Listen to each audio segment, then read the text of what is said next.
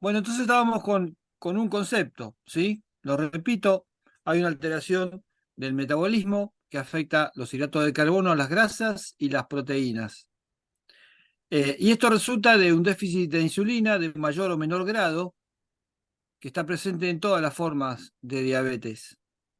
Y en algunas formas hay también una disminución del efecto de la insulina que se llama insulinoresistencia.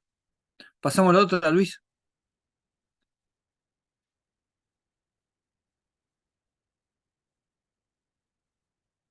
La, esa, al cuadrito. Bueno, se diagnostica con una glucemia de 126 en ayunas que correlaciona con el daño microvascular, ¿sí? Es decir, el diagnóstico lo hacemos a partir de la expresión de daño microvascular. 126 miligramos por decilitro es el umbral donde aparecen microaneurismas. Eh, Esto correlaciona con la glucemia en la prueba de tolerancia a la glucosa a las 2 horas postcarga de 200. La, el diagnóstico con la glucemia en ayunas tiene que estar hecho en dos oportunidades, dos glucemias mayores de 126, o con una prueba anormal, 126 o más en ayunas, 200 o más a las 2 horas. También se puede utilizar, o se usa en Estados Unidos, la hemoglobina A1C, con valor diagnóstico cuando es mayor o igual de 6,5, cosa que nosotros acá no recomendamos porque no es tan estandarizado el proceso de hemoglobina glicosilada. Eh, una vez hecho el diagnóstico, la forma más común de presentación es la tipo 2. La mayoría de los pacientes, el 90% o más de los que nos va a tocar ver, tienen la forma tipo 2, en la que se presentan en personas de más de 30 años generalmente, aunque con el aumento de la obesidad infantil, cada vez hay más chicos afectados por este problema. Generalmente se presenta con sobrepeso y obesidad y es resultado de un fallo de la célula beta para producir insulina en un contexto de resistencia a la insulina. En esta forma no hay procesos de autoinmunidad y la insulinemia puede ser normal o elevada. Puede ser asintomática porque el daño de la diabetes se produce con glucemias de a partir de 126, pero los síntomas atribuibles a la hiperglucemia, que se van a canalizar vía la glucosuria, aparecen arriba de 180 miligramos por decilitro. Así que puede cursar muchos años asintomática. En el otro extremo, la otra forma de diabetes, ya 10% o menos de la población de diabéticos, es la tipo 1, donde un desorden autoinmunitario produce daño en la población beta celular, produciendo destrucción de esa población con insulinopenia. Se presenta a edades más tempranas y es muy sintomática, ¿sí? Pasamos a la siguiente, Luis. Bueno, la prevalencia supera el 12%, puede causar casi el 3% de las defunciones, la forma más prevalente, 90% aproximadamente, de la de tipo 2. Cada cuatro de los pacientes, uno de cada cuatro desconoce su condición, por esto que les decía que los síntomas, no de las complicaciones, sino de la hiperglucemia, se van a dar cuando el valor de la glucemia supere el umbral renal para la glucosa y esto lleve a la diuresis osmótica. Entonces el paciente va a estar poliúrico, va a tener sed, como va a perder orina, glucosa por la orina, va a perder calorías y puede perder peso, se va a sentir cansado, y eso va a originar los síntomas típicos, ¿sí? Entre los pacientes que están diagnosticados y tratados, solamente la mitad alcanzan los objetivos de control que deseamos. Y es muy prevalente entre los pacientes la enfermedad cardiovascular. 30% por lo menos van a tener alguna manifestación de enfermedad cardiovascular, que puede ser la insuficiencia cardíaca, la coronariopatía o combinadas, lo que va a aumentar la morbilidad y la mortalidad. La siguiente, por favor. Bueno, vamos a dejar los conceptos de riesgo cardiovascular y después lo vamos a repasar igual. Pero bueno, es muy difícil que un paciente que pasa por diabetes por el hospital no sea de alto o muy alto riesgo. Decimos que tiene alto riesgo cuando el paciente tiene a partir de 10 años de evolución, acompañado de otro factor de riesgo, pero sin daño de órgano blanco. Ahora, el problema es que lo de los 10 años de evolución es que muchos pacientes no saben cuándo empezó su enfermedad. Algunos saben cuándo se la diagnosticó, pero puede haber pasado años asintomático, así que el hecho que nos diga que tiene menos de 10 años de evolución no nos tiene que hacer bajar la guardia. La siguiente, y muy alto riesgo, es cuando los pacientes son portadores de enfermedad cardiovascular previa, con síntomas o no, coronaria, ACV o vascular periférica, ateromatosis subclínica, por ejemplo, cuando ven un paciente por pie diabético y tiene arterias calcificadas, ¿no? En las arterias del pie, o con índice de tobillo graso menor de 0,9, o que tenga expresión de daño de órgano blanco, proteinuria, caída de clínicas de creatinina, microaneurismas, hipertrofia del ventrículo izquierdo o lesiones tróficas de los miembros inferiores. La siguiente, Luis. Bueno, cuando atendemos un paciente diabético tenemos que plantearnos objetivos. Los objetivos así en general son evitar que esté sintomático, controlar la glucemia a niveles óptimos, tratar de llevar el peso corporal al más saludable posible, controlar la presión arterial, los lípidos y prevenir y tratar en la medida de lo posible las complicaciones crónicas específicas. La siguiente, Luis. Bueno, y para eso tenemos objetivos glucémicos, lipídicos y de presión específicos. Y ahora vamos a ver por qué.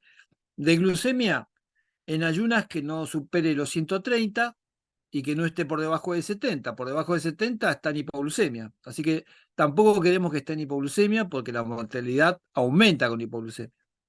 Así que entre 70 y 130 en ayunas, a las 2 horas postprandial menor de 180 y con hemoglobinas A1C menor de 7%.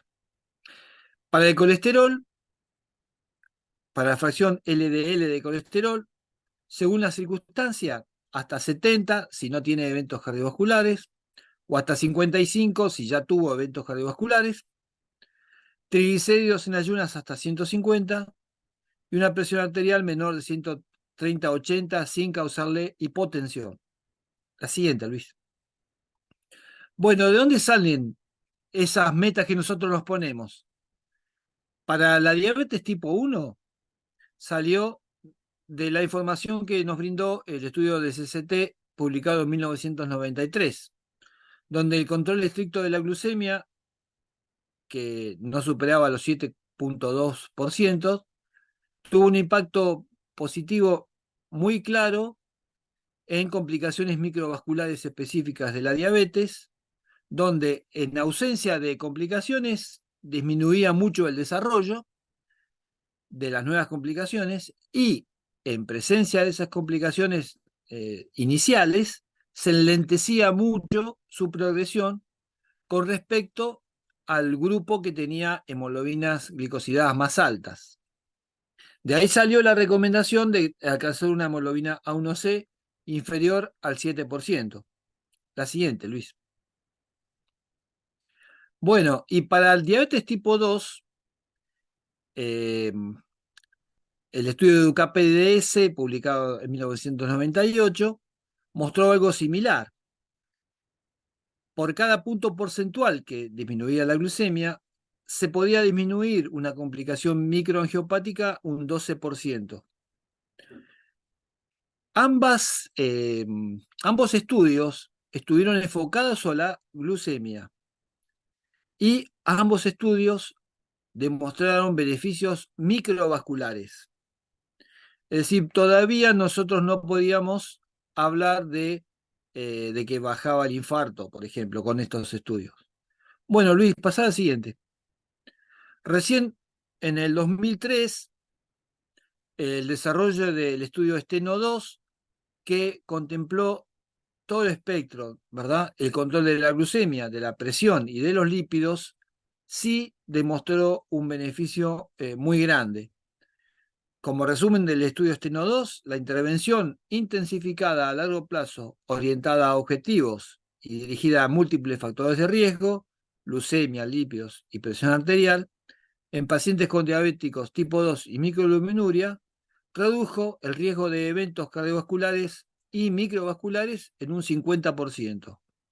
Así que esto es lo que nos justifica tener los objetivos específicos que les nombré adelante. La siguiente, Luis. Bueno, la hipertensión es muy prevalente entre los diabéticos, hasta 60%.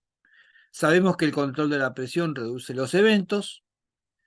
En pacientes diabéticos con presión superior a 120-80 mililitros de mercurio, hay que indicar cambios en el estilo de vida, ¿sí? Adelgazamiento cuando hay sobrepeso o obesidad, una alimentación saludable y actividad física. Y cuando los valores de presión superan 140-90, ahí tenemos que agregar fármacos, ¿sí?